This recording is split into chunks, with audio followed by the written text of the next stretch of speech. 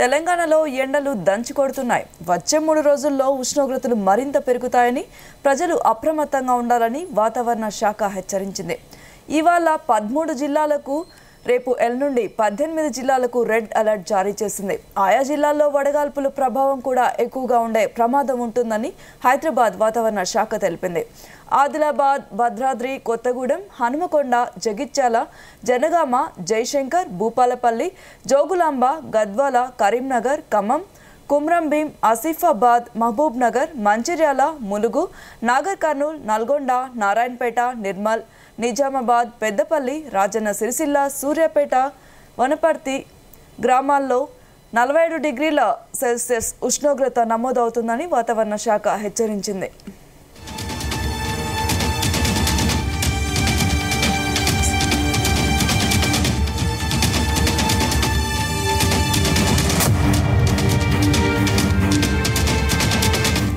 వారం రోజులుగా ఎండలు మాడు పగలగొడుతున్నాయి. ఉదయం 8 గంటలకే భానుడు తన ప్రతాపం చూపుతున్నాడు. సాయంత్రం 5:30కు సూర్యుడు భగభగమంటున్నాడు. నిన్న ఏకంగా 8 జిల్లాల్లో 46 నుంచి 46.6 డిగ్రీల మధ్య ఉష్ణోగ్రతలు నమోదయ్యాయి. నల్గొండ జిల్లా అనుమల మండలం ఇబ్రహీంపేటలో రాష్ట్రంలోనే అత్యధికంగా 46.6 డిగ్రీలు సెల్సియస్ రికార్డ్ అయింది. సూర్యాపేట, జగిత్యాల, మంచిర్యాల, పెద్దపల్లి, వరంగల్, నాగర్ కర్నూల్, కరీంనగర్ జిల్లాలో 46 డిగ్రీల పైన నమోదయ్యాయి.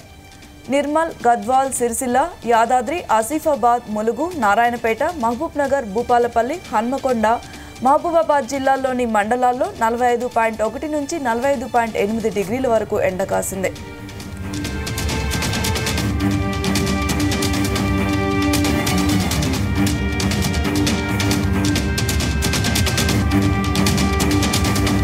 వారం రోజులుగా కొన్ని జిల్లాల్లో ఉష్ణోగ్రతలు తీవ్ర స్థాయిలో ఉండడంతో వడగాల్పులు వీస్తున్నట్లు వాతావరణ శాఖ ప్రకటించింది. సాధారణం కన్నా 4.5 డిగ్రీల నుంచి 6.4 డిగ్రీల పైన ఉష్ణోగ్రత పెరిగితే వడగాల్పులుగా రికార్డ్ చేస్తారు. ఒక ప్రాంతంలో 45 డిగ్రీల సెల్సియస్ దాటిన వడగాల్పుల ప్రభావం ఉన్నట్లు పరిగణలోకి తీసుకుంటారు. నిన్న 19 జిల్లాల్లో 80 మండలాల్లో వీచాయి వడగాల్పులు. నల్గొండ, సూర్యాపేట, ఖమ్మం జిల్లాలు ఎండల దాటికి మాడిపోతున్నాయి. ముఖ్యంగా సూర్యాపేట జిల్లాలో నిన్న 17 జిల్లాల్లో 14 మండలాల్లో వడగాల్పులు వీచాయి.